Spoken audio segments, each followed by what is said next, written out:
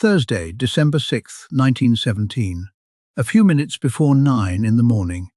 In a small railway office near the Halifax waterfront, a dispatcher named Vince Coleman is doing what he does every morning, tapping out train orders in Morse code. Coffee's on. The harbour outside his window is busy, like always. Across the water, in the north end, something strange is happening down in the harbour.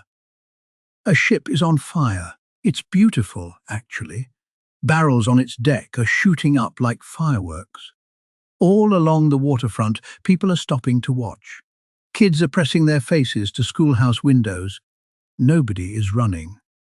Nobody knows they have about 15 minutes left. In 1917, Halifax was one of the most important cities in the Allied war effort. Most people just didn't know it. The Great War was in its fourth year, and Halifax's deep, ice-free harbour was where Atlantic convoys assembled before running the U-boat gauntlet to Europe. Troop ships, supply ships, munitions ships, all of them funneled through one narrow stretch of water between Halifax and the town of Dartmouth. Locals called it the Narrows, less than a kilometre wide. The war had made the harbour crowded, rushed and secretive. Cargo manifests were classified, warning flags for dangerous loads, often not flown. You didn't want to advertise a munition ship to enemy spies. Keep that detail in mind. It's about to matter, because on the morning of December 6th, there was a ship in that harbour carrying a secret. And the secret was that she shouldn't have been anywhere near a city at all. The SS Mont-Blanc was a French freighter, arrived overnight from New York, waiting for clearance to join a convoy. From the outside, unremarkable. Rusty, mid-sized, slow. Inside her holds about 300-ton tons of brick, 10 tons of actual TNT because there was no room left below. Because the night-tons in benzol, the Mobent fuel Blanc wasn't carrying a bomb. She was a bomb largest ever assembled, floating in a harbour surrounded by 50,000 people. And because of wartime secrecy, she flew no warning flag. The firefighters, the dock workers, the kids at the windows, none of them would know. Coming the other way that morning was the SS Imo, a Norwegian relief ship, empty, riding high behind schedule, and moving to the wrong side of the channel. Two ships, one narrow strait, and a rule of the sea that both captains assumed the other would follow. What happened next was less a collision than a conversation that went fatally wrong. Whistle signals back and forth, each ship insisting on its course, each captain certain the other would yield. By the time both tried to turn away, the geometry was already closed. The impact itself was almost nothing. A scrape, a shower of sparks on the Mont Blanc's deck. Sparks, benzol, that was all it took. And here is where this story becomes a machine of cruel irony, because from this moment on, every single thing that happened made it worse. The Mont Blanc's crew knew exactly what their cargo was. They abandoned ship in minutes and rowed for their lives toward Dartmouth, screaming warnings as they went, in French, to an English-speaking city. People on shore watched them flee and didn't understand why. The burning ship, unmanned, didn't drift out to sea. The harbour current carried her gently toward Halifax, until she nestled against Pier 6 in the heart of Richmond, the city's densest working-class neighbourhood. And the fire was the deadliest lure of all. It pulled firefighters toward the pier. It pulled crowds to the waterfront. It pulled thousands of faces to thousands of windows. The disaster didn't just fail to warn people, it invited them close. Back in the railway office, Vince Coleman was packing up to run. A sailor had burst in, shouting that the burning ship was full of explosives. Then Coleman remembered the trains. A passenger train from St. John, carrying hundreds of people, was due at the North Street station. Minutes away, tracks running right along the waterfront, right past Pier 6. He went back to his key. His warning flashed down the line.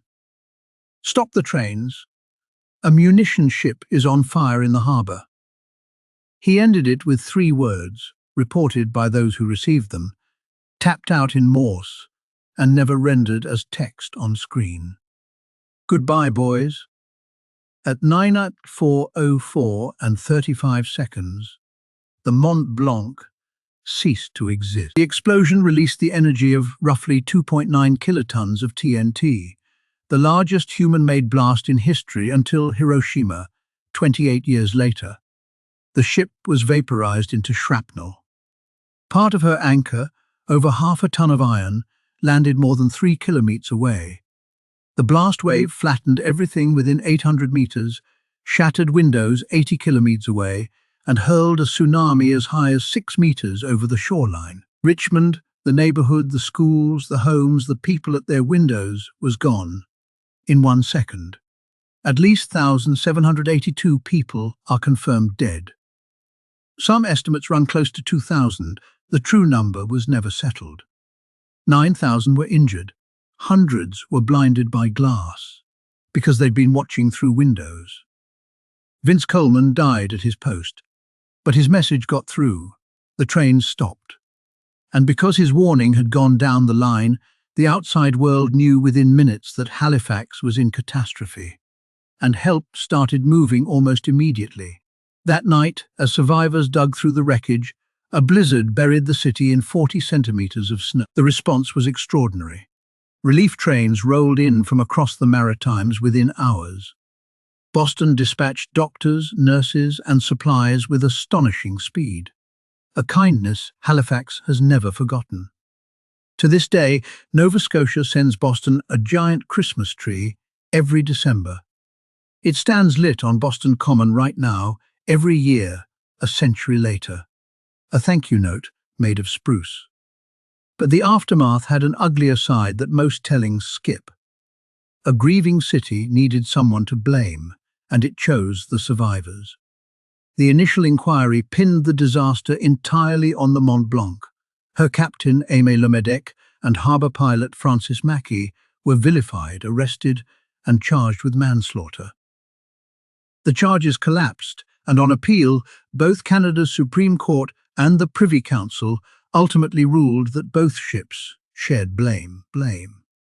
Mackey was eventually cleared and returned to piloting, but he spent years fighting for his reputation in the city he'd nearly died in. Every December 6th at 9 a.m., bells ring out from Fort Needham, on the hill above where Richmond once stood, a memorial to everyone the neighbourhood lost.